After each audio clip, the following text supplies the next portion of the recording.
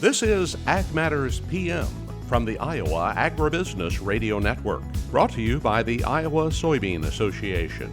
Your daily recap of the information that affects Iowa's farmers, producers, and consumers, right here in the heart of the heartland. With reports from our award-winning broadcast team of Dustin Hoffman, Riley Smith, and Mark Magnuson. Now, from the IARN studios in Des Moines, here's Mark Magnuson. Hello and welcome into Ag Matters PM on the Iowa Agribusiness Radio Network. I'm Mark Magnuson. Today is Monday, August 21st, 2023, and we're so glad you could join us for today's show. In today's episode, I will be speaking with Jerry Bedwell. He is the owner of the Big Bull at the 2023 Iowa State Fair, that big bull named Mean Gene. We will also have a look at the ag weather outlook, but first, let's run down the markets. It's time now for the Ag Matters PM Closing Market Summary, your source for market analysis and settlement prices from the day's trade in Chicago, courtesy of the folks at agmarket.net. At the end of another trading day, we are joined now by Robin Schmahl of agmarket.net for our closing market analysis. Robin, what did we see take place on the grains today? Well, basically, it was all hot weather and Pro Farmer Crop Tour, and anything surrounding that, any ideas surrounding that. I mean, I'll back up to last night's trading when we opened up. We quickly went 11 cents higher in corn. Well, we were moving into the end of the day, basically 11 cents lower. So that quickly ran its course. I think most of the hot weather was factored in already. And so the exuberance, initially just kind of ran its course and slowly deteriorated as we moved through the night and through the day. I think the traders just came back down to a little more reality, but we saw more pressure on the wheat market. And that pressure on the wheat market started dragging corn down, and soybeans kind of lost it. Really, the stronger one, I would say, of all of the complex was the soybean meal. Now, Pro Farmer Crop Tour started today. The eastern leg was moving from Dublin, Ohio to Noblesville, Indiana. The western leg from Sioux Falls, South Dakota to Grand Island, Nebraska. They'll be releasing some of that information later today, probably way later today as they compile some of that. But with the final tally, that'll take place in Friday, about 1:30. So there's going to be looking at most of that as we move through the week. Now, that will have an influence to some extent, but I think the anticipation was that we were going to see some fairly decent yields as far as their tour was expected going through those areas. Now, and that's why I think we saw a lot more pressure on the corn as we moved into the close. Now, export inspections today, kind of ho-hum. Corn was 19 million bushels, up 900,000 bushels from the previous week.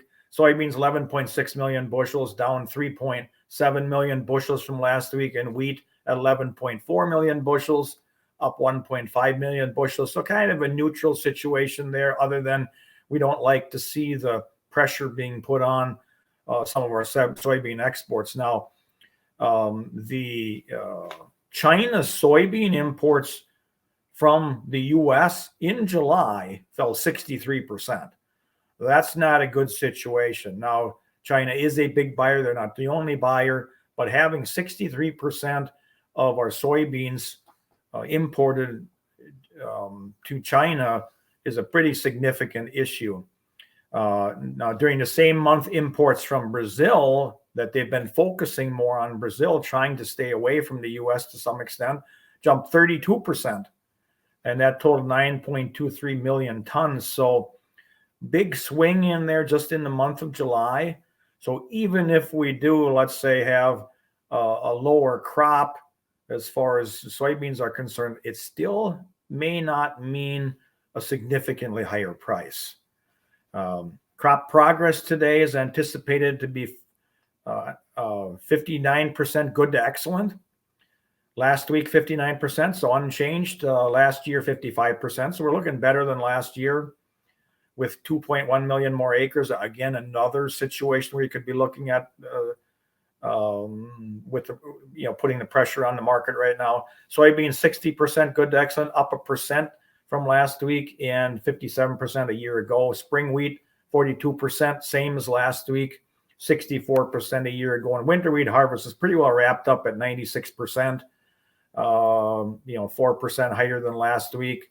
Just some of the stragglers out there, 95% a year ago. So all of that is pretty much on track. Now, there's been some discussion, and some had anticipated that the conditions would decline because of the hot weather. Well, that really didn't impact us in a lot of places as much as it's going to this week up until the Sunday, from where the report's taken from. So we may see a little bit more impact, but I don't think we're going to see a whole lot on corn anymore.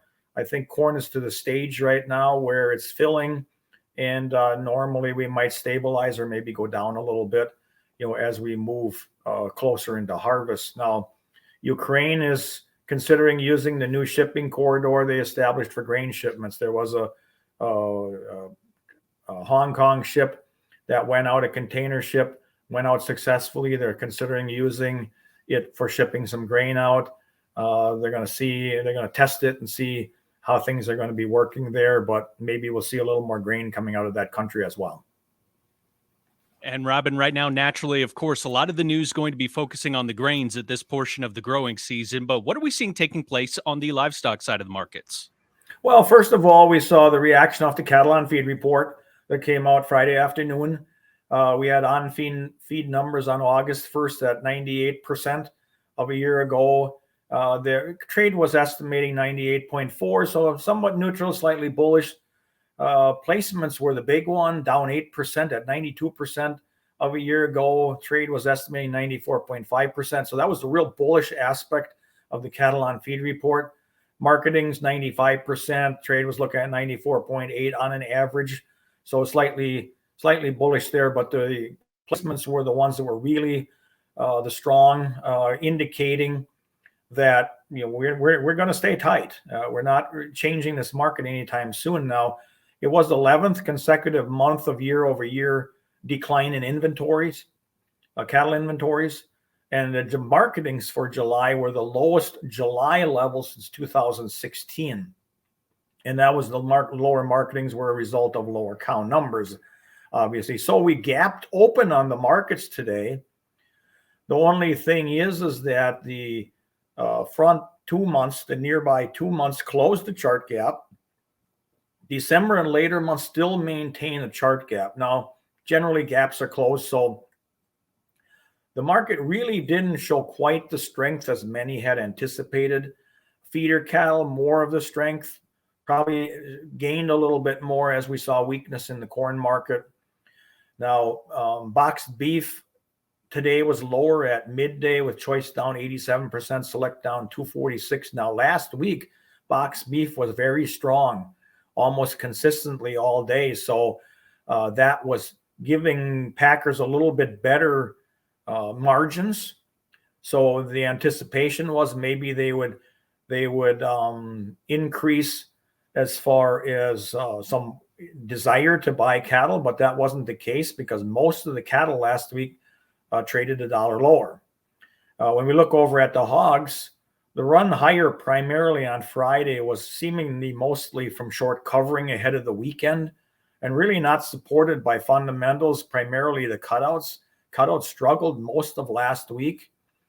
And cash kind of floated along, but not very strong. It was up 51 cents on Friday.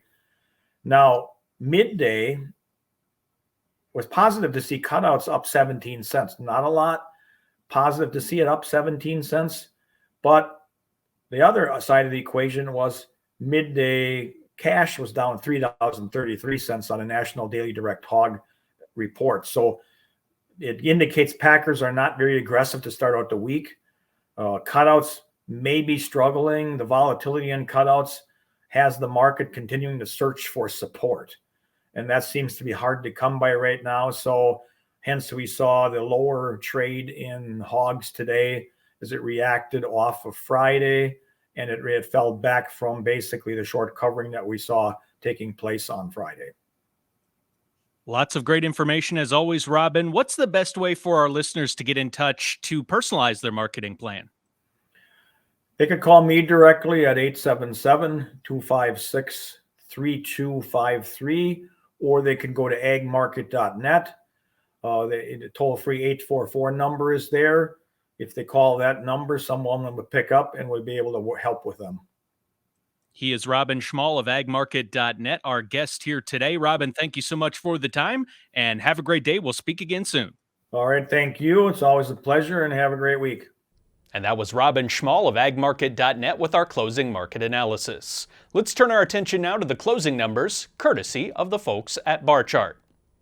September corn down 10 1/4 at 469 1/4. New crop December corn down 10 1/2 at 482 1/2. September soybeans up 7 1/4 at 1370 even. New crop November soybeans up 8 1/2 at 1361 3/4. October soybean meal up $6.60 at $3.9930. October soybean oil down 27 cents at $65.60. Chicago wheat down 13 1/2 at 625 1/2. Minneapolis wheat down 18 3/4 at 7.99 even. Kansas City hard red wheat down 12 1/2 at 7.48 1/4. On the Merc, October live cattle up $1.05 at 179.87. September feeder cattle up $1.80 at 250.32. October lean hogs down $1.50 at 80.62. August pork cutout down 28 cents at 110.72. Class 3 milk up 2 cents at 17.29. And that's been a check of the Ag Market Recap here on Ag Matters PM. It's time now to take a quick break to hear from our sponsor, the Iowa Soybean Association and the Soy Checkoff. And when we come back, I will be joined by Jerry Bedwell and his daughter Ally as we discuss the 2023 Big Bull at the Iowa State Fair. That Big Bull, Mean Gene. Iowa Soybean Association is driven to deliver for Iowa's 40,000 soybean farmers. We're proud to provide objective agronomic research, a helping hand with soil and water stewardship, and timely industry news powered by the Soybean Checkoff. Learn more at iasoybeans.com.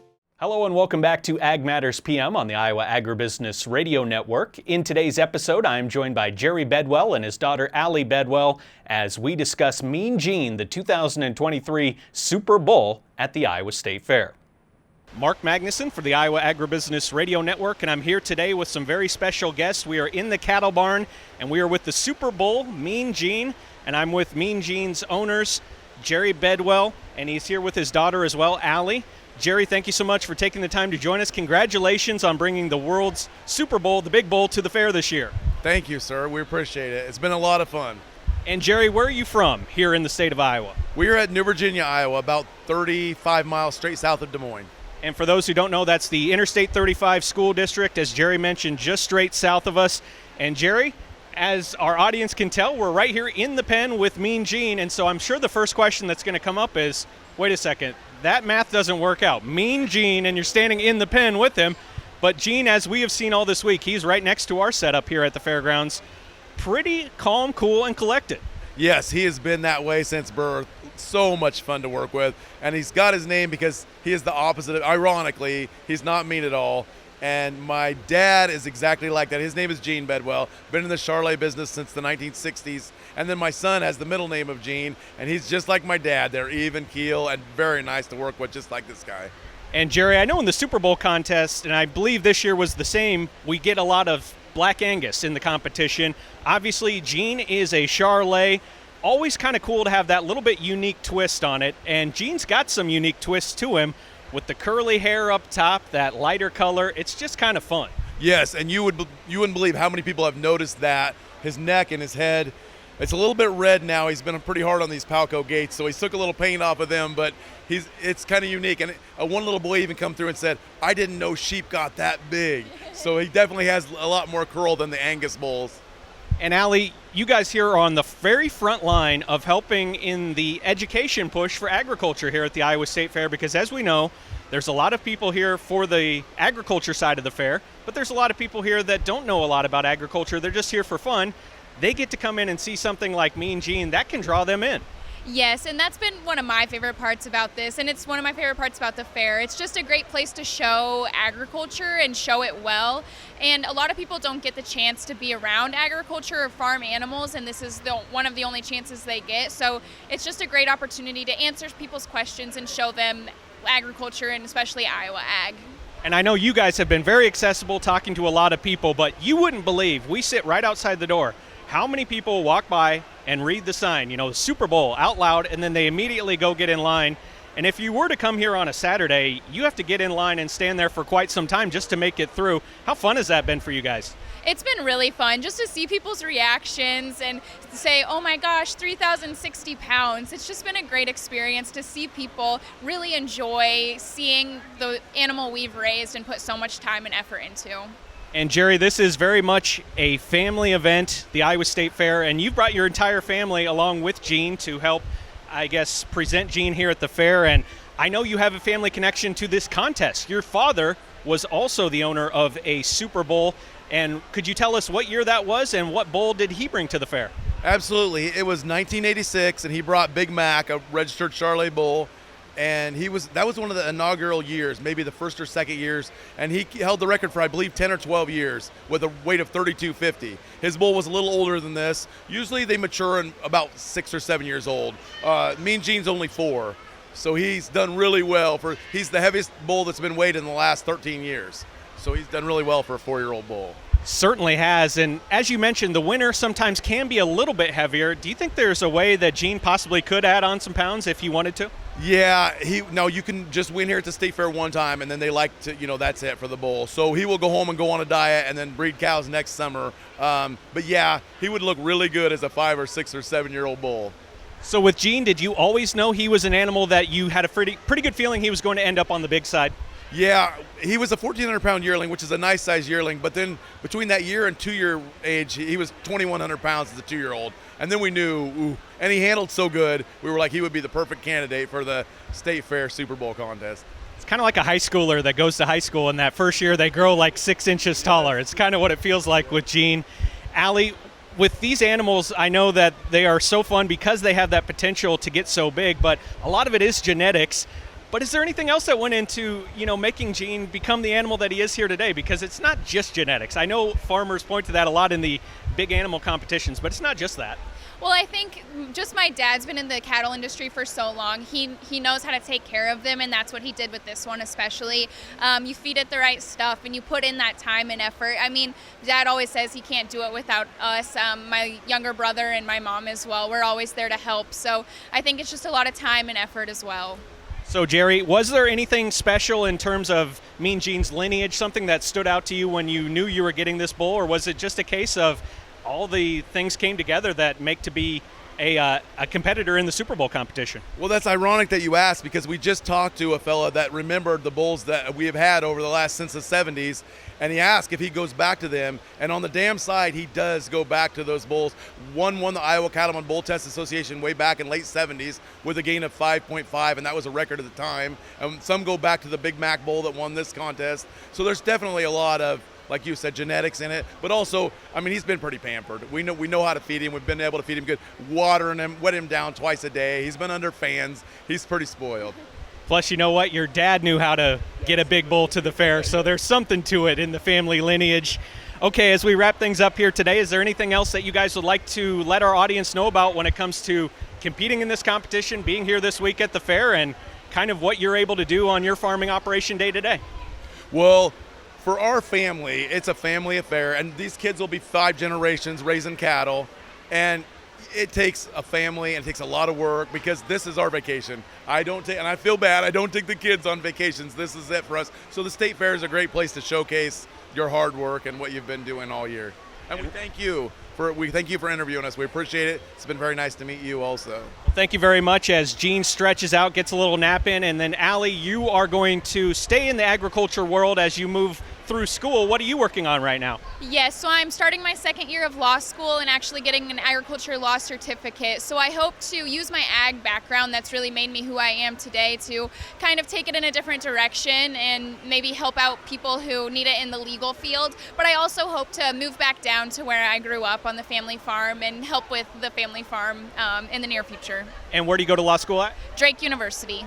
Hear that, Dad? Not too far away, can still come and help with chores, right? And I like that, because so many of them want to go to the big cities. It's hard to keep them. And even our Governor Kim Reynolds was in and hugged Allie and said, thank you for staying rural Iowa. So there is people that really appreciate those kids that'll stick around local. For sure, I hear that 100%. Jerry, Ally, thank you so much for taking the time to speak with us today. Once again, congratulations on Mean Gene weighing in at 3,060 pounds this year's Super Bowl. Thank you very much. Very nice to meet you. We appreciate what you do for the ag industry as well. Mark Magnuson for the Iowa Agribusiness Radio Network. Thank you to Jerry, Ally, and of course Mean Gene for that insightful discussion at the Iowa State Fair. Let's turn our attention now to the ag weather outlook. We have hit the hottest stretch of the summer. We are into a week where we are seeing excessive heat warnings around the state of Iowa. We will have temperatures hitting triple digits tomorrow, and those excessive feels like temperatures as well. The heat index values will be going well north of 110 degrees today, tomorrow, and into the coming days. So let's turn our attention now to the National Weather Service and what's in store for the next 24 hours. As you can see from the National Weather Service, an excessive heat warning in effect. Hot and sunny today. Heat index values as high as 113 degrees. Our air temperature range today 92 to 96. Tonight, mostly clear skies. Still will remain warm with lows expected 68 to 75. And then for Tuesday, another very hot and sunny day. The excessive heat warning continues. Heat index values as high as 111 degrees, and our air temperature range will be 96 to 102. Now taking a look at our affiliate weather map for tomorrow. Cherokee, sunny and very hot. High expected around 101. Shenandoah, sunny and hot with a high around 97. Des Moines, sunny and very hot with a high climbing north of triple digits at 102 degrees. Albia, sunny and very hot for Tuesday with a high around 99. Waterloo, sunny and very hot, high around 102. And then Clinton, sunny and hot with a high near 96 degrees. For a more detailed forecast in your part of the state, make sure and check with your local Iowa Agribusiness Radio Network affiliate. And if you don't have to be outside today, tomorrow, the rest of this week, do not go outside because it is just too hot. Make sure you stay inside, take those precautions, drink plenty of water, use your sunscreen, and take breaks if you do have to be outside, especially if you have to be outside doing any kind of physical activity. And that also brings us to the end of this episode of Ag Matters PM.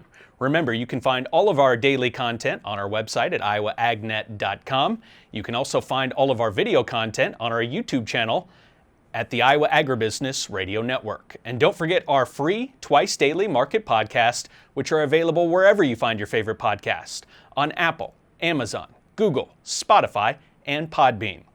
From the IARN studios in Des Moines, I'm Mark Magnuson. For Riley Smith and Dustin Huffman, we thank you for watching. This has been Ag Matters PM.